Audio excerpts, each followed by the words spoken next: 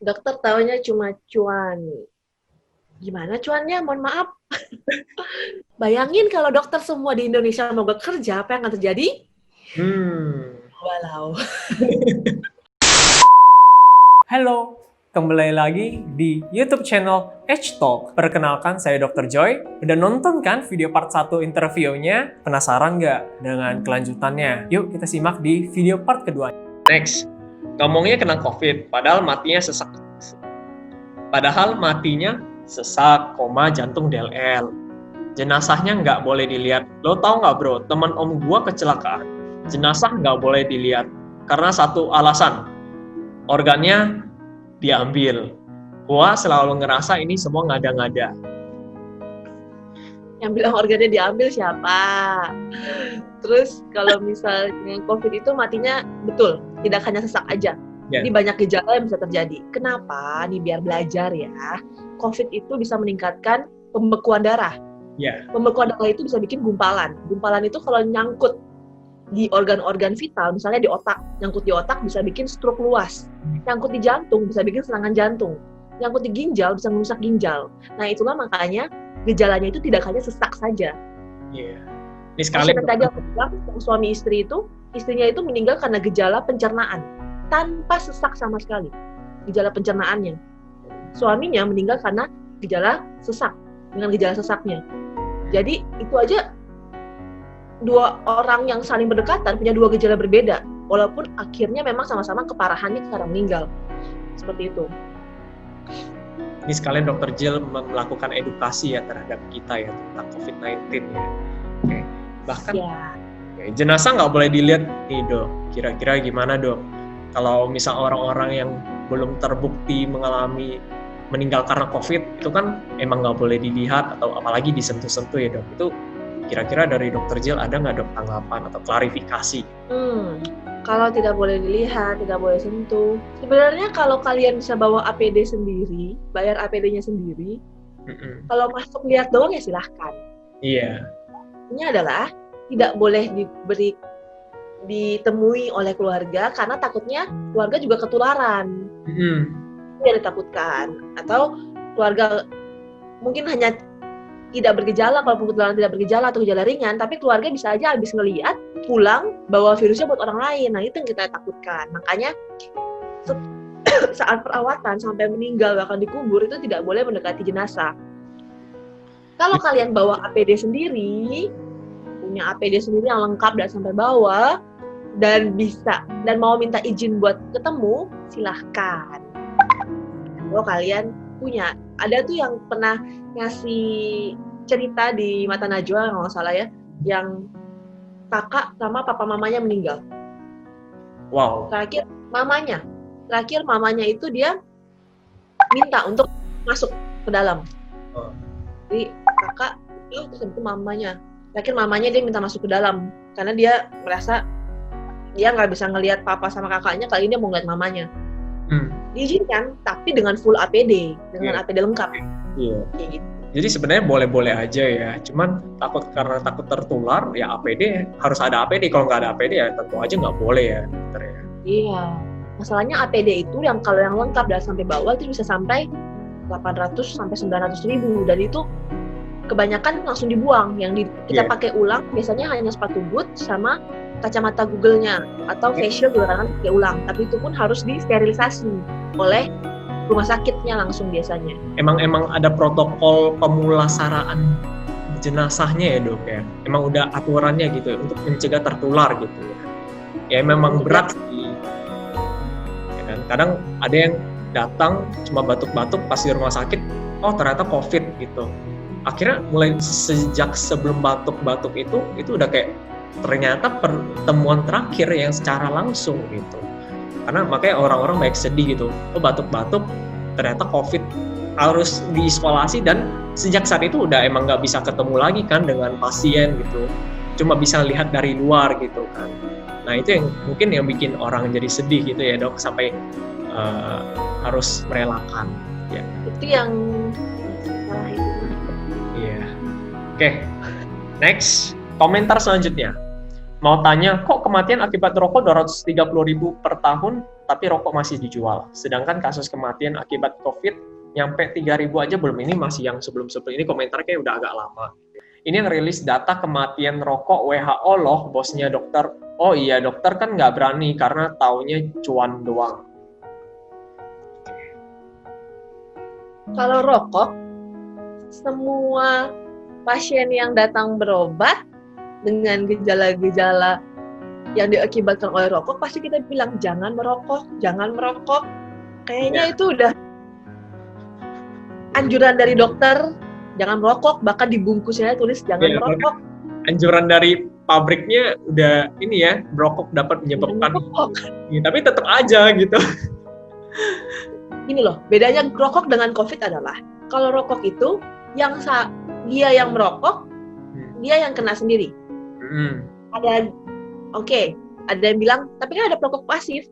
Ya, perokok pasif, tapi dia punya hak untuk menghindari atau menegur orang yang merokok di depan dia. Jadi kita punya hak menegur orang yang merokok di tempat umum yang tertutup misalnya, kayak di mall, dalam kafe. Kalau ada yang rokok, padahal itu bukan ruangan untuk merokok, kita bisa negur. Itu hak kita. Jadi baik perokok pasif maupun perokok aktifnya, mereka sudah memaparkan diri dengan sengaja, secara sadar. Beda dengan penularan COVID. Penularan COVID, seringkali yang terkena itu tidak sadar kalau dia sedang ditulari oleh orang lain. Atau bahkan dia sedang membawa diri dia supaya tertular oleh orang lain. Seringkali tidak disadari. Nah itu beda. Rokok bisa terlihat, oh asapnya di sana, oh ada yang ngerokok, kita bisa hindarin. Gitu. Kalau COVID ini kita nggak bisa lihat. Terus nextnya, apakah dokter mesti setuju dengan rokok? Kalau dokter setuju sama rokok, dokter nggak akan mungkin melarang semua pasiennya untuk merokok. Jadi itu adalah kebijakan pemerintah. Kalau COVID bisa dilarang buat menyebar, COVID akan kita larang juga untuk menyebar. Masalahnya COVID tidak bisa diajak bicara. COVID jangan keluar ya dari mulut. Gitu ya. Rokok itu kematian 230.000 dikeluarin juga percuma gitu, karena orang yang udah merokok juga pasti bakal ya udahlah saya sehat-sehat aja kok, udah bertahun-tahun, udah puluhan tahun rokok nggak apa-apa, sehat-sehat aja gitu. Dan masih menjadi kebiasaan banyak orang di Indonesia gitu loh. Udah ditulisin kotaknya, udah ditulisin kayak merokok dapat menyebabkan kanker bla bla bla, juga masih aja yang ngerokok gitu ya. Udah dikasih gambar masih rokok gitu, kayak ya oke. Pas rokok. Iya, masih membandingkan gitu rokok dengan COVID itu kan sesuatu yang sangat berbeda gitu. Next, dokter taunya cuma cuan nih. Kira-kira dari dokter Jial gimana? Dokter taunya cuma cuan. Gimana cuannya? Mohon maaf. Jadi, saja penghasilan kita tetap sama.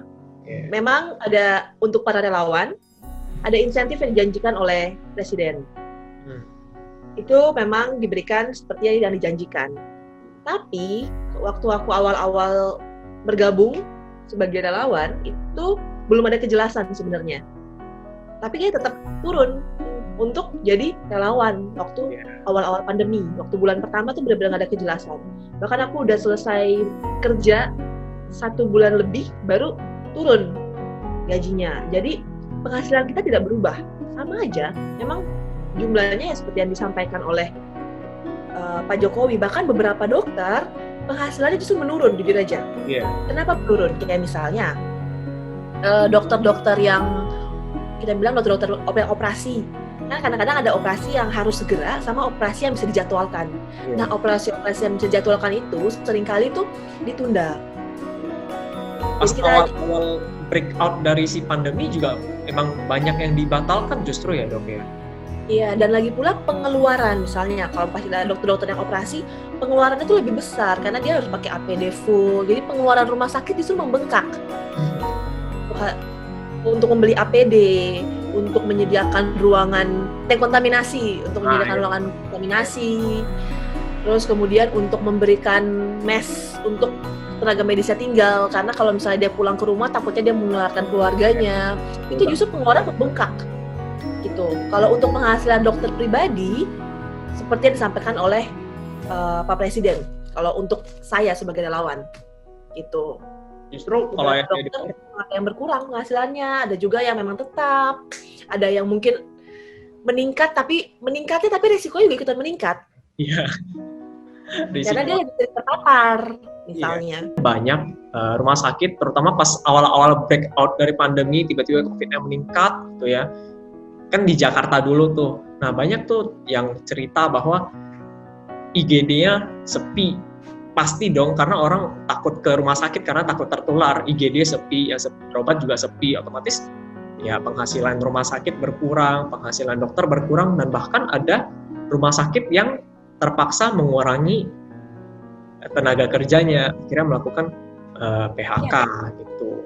Dan itu PHK-nya ya tenaga medis juga terkena gitu. Jadi bukan dokter itu mau cuan karena COVID, apa cuannya, justru kita banyak yang rugi juga gitu. Nggak semuanya untung. Ya, mungkin kalau dokter yang di PHK sejauh ini saya belum dengar, tapi dokter-dokter klinik yang kliniknya harus tutup masa pandemi itu ada, atau dokter-dokter yang harus menyediakan anggaran lebih untuk beli APD sendiri itu juga ada. Tapi beberapa teman-teman perawat itu ada juga yang dirumahkan karena rumah sakitnya tidak mau atau tidak mampu untuk menerima pasien COVID, sehingga menerimanya pasien non-COVID, dan itu sangat sedikit jumlah pasiennya. Beberapa perawat dirumahkan, dan itu fakta gitu. Ya, teman-temanku, kenalanku sesama relawan, akhirnya ada yang dirumahkan, ada yang bahkan di PHK, dan akhirnya mereka menjadi relawan gitu.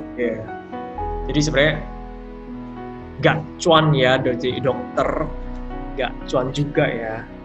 Lagi pula kalaupun ada yang bilang enak dong, pasiennya banyak, kan ada beberapa dokter tentu yang jumlah pasiennya mungkin meningkat. Iya, tapi risikonya juga meningkat. Dia akan semakin lebih sering terpapar dengan pasien-pasien COVID.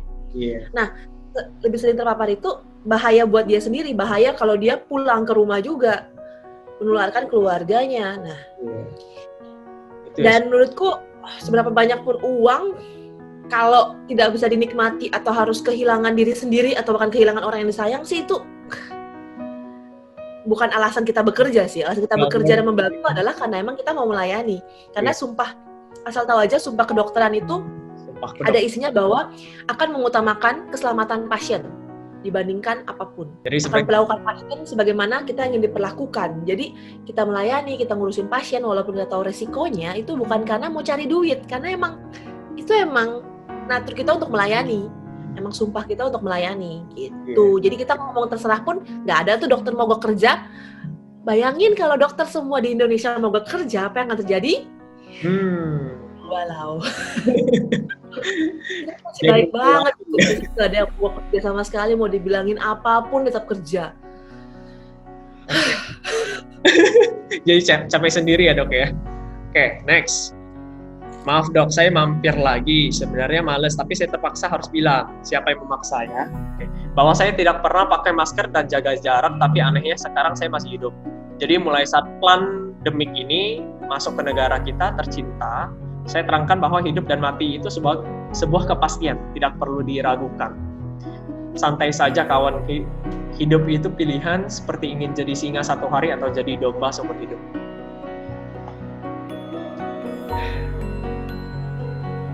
Ini deh, hidup dan mati kan pilihan. Ya udah. Gimana pilihan sih? Hidup mati kan takdir ya katanya. Kepastian. Hidup dan mati itu kepastian katanya. Kira-kira dari Dr. Jill, bagaimana tuh tanggapannya? Pertama, dia nggak pernah pakai masker, selalu nggak pernah jaga jarak, tapi masih hidup. Bisa aja Anda OTG, jadi Anda hidup tapi Anda menularkan ke orang lain. Selamat. Anda jadi pusat penularan. Seru dia jadi pelaku ya. Saya tidak tahu. Bisa jadi pelaku. Nah, yang kedua, hidup dan mati di tangan Tuhan. Betul. Tapi Tuhan juga kasih hikmat buat kita buat berpikir. Kalau bisa dicegah, tidak. Ya. Itu di tangan Tuhan, tapi kita kan nggak berdiri di depan rel kereta saat kereta lagi jalan. Iya. Gimana di tangan Tuhan? Kalau sakit tetap minum obat kan? Iya. Ya kan? Iya. Oke, itu udah cukup menjelaskan lah, menjawab lah. Oke, mati karena ini ceritanya dapat ada komentar di salah satu post Ikatan Dokter Indonesia di Instagram yang mengucapkan duka cita ke dokter yang meninggal. Mati karena kegoblokannya sendiri. Kami masyarakat nggak ngurus, ojo lebay. Sekarang gini, kalau misalnya pahlawan yang gugur di medan perang atau tentara yang mati waktu berperang, apa kalian juga akan bilang, rasain lo, mati gara-gara lo sendiri, siapa suruh mau ikut perang, gitu. Jadi dokter yang mati pun karena dia melayani pasien, kalian akan bilang, rasain lo, siapa suruh lo begitu. Setega itukah? Ya. Pekerjaannya sama-sama punya risiko. Bedanya adalah kalau di medan perang, musuhnya kelihatan. Yeah. Kita musuhnya nggak kelihatan. Dan itu menurutku lebih menyeramkan. Kalau musuhnya kelihatan bisa dihindari dengan sangat jelas. Tapi kalau musuhnya nggak kelihatan, ya. Nah, wawancaranya semakin seru kan? Penasaran nggak nih dengan kelanjutannya? Ditunggu ya part 3-nya. Sampai jumpa.